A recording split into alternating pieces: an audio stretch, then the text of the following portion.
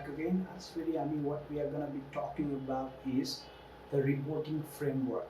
So, the regulatory framework. In terms of this thing, so the regulatory framework, now what sort of issues we will discuss is understanding the role of financial reporting regulatory system. So, what is the role of regulatory body? And then we understand the role of IFRS. We explain what is meant by corporate governance, and what we also talk about is duties and responsibilities of director. So these are the things that we will talk about.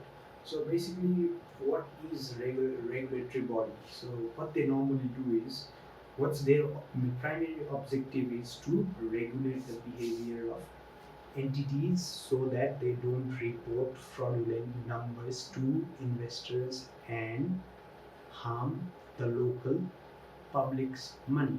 So that's the primary concern. So what sort of regulations do they actually make? So they make a similar set of standards along with the standards adopted by international regulatory bodies. They bring that, they converge it, merge it, and then they publish it so that there is a convergence between the domestic regulatory bodies as well, or the domestic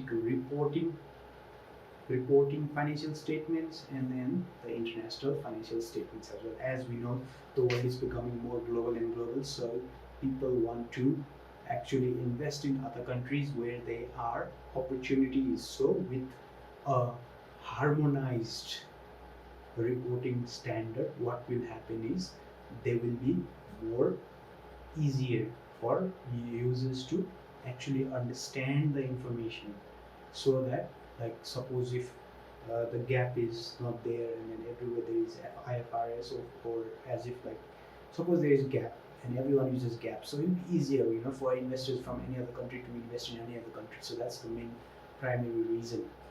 And another thing why they actually do it is because, as like Enron scandal happened and so many other scandals that have happened since a long decades of this sort of financial fraudulent activities that has been taking place. So regulatory bodies have started coming up with their own standards. So this is how actually they started developing the standards, and their role is to protect the interest of investors and regulate the behavior of entities.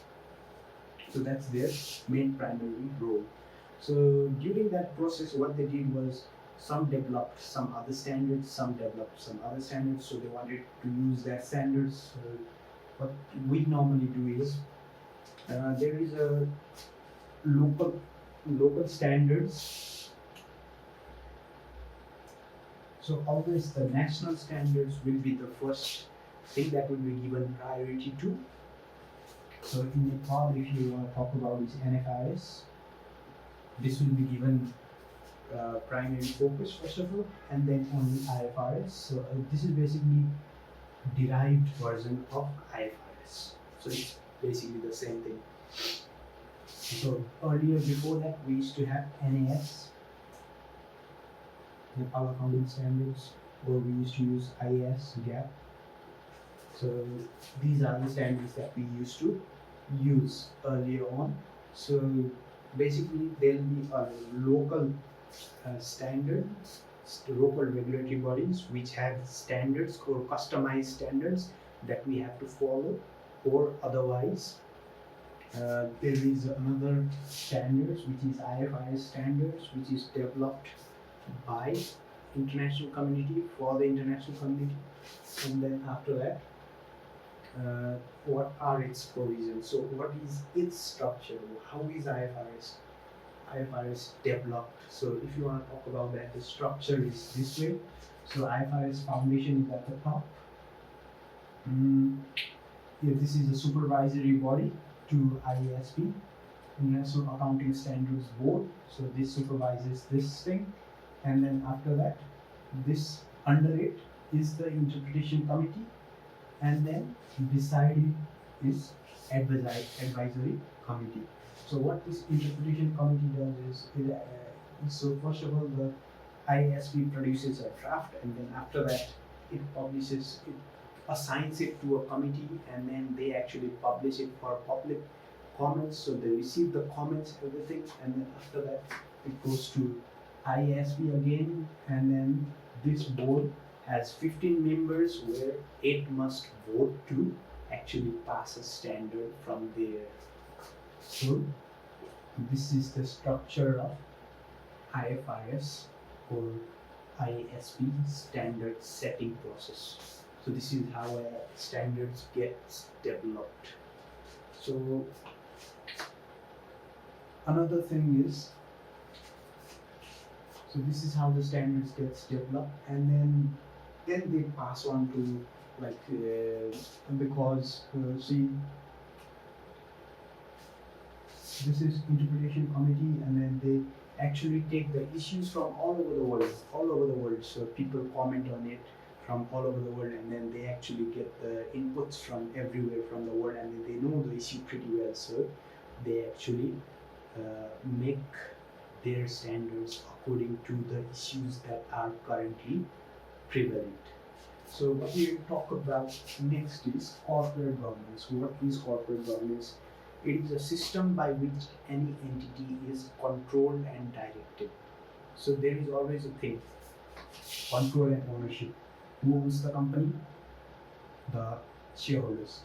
Who controls the entity? The directors. So there is always a control and ownership's difference. So the owners don't have the control, the directors have the control, but they are not the owner.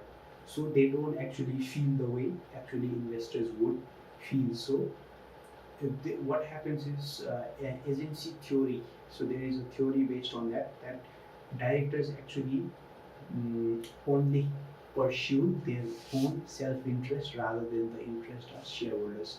So in order to mitigate this, what the investors actually do is they actually tie the company's performance to directors' remuneration, so that ultimately their long-term value is also created and the director's self-interest is also fulfilled. So that is basically governance part of it. So what should be the governance with the company, and how the directors should actually act, such as fiduciary duties, what are their responsibilities, due diligence. So these are their responsibilities.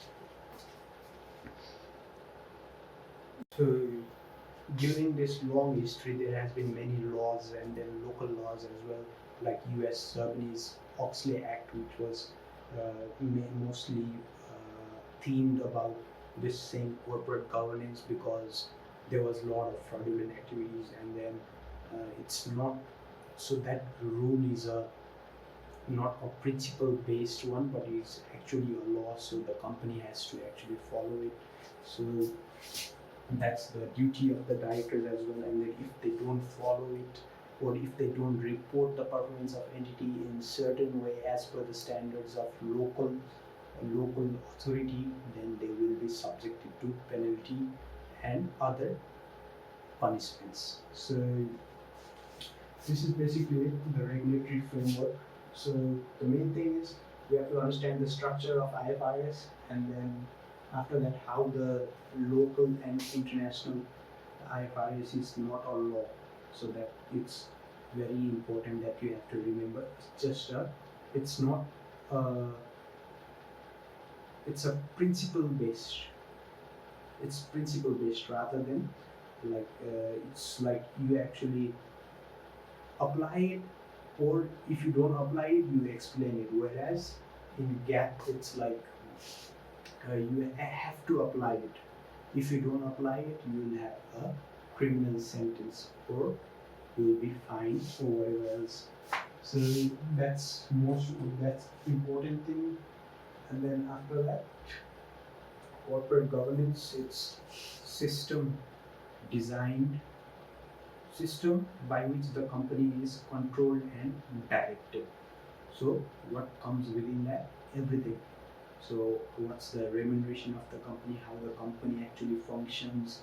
So that should be pretty much serving the interest of all the stakeholders. So there shouldn't be any dilly-dallying over there. So that's the most important part of corporate governance.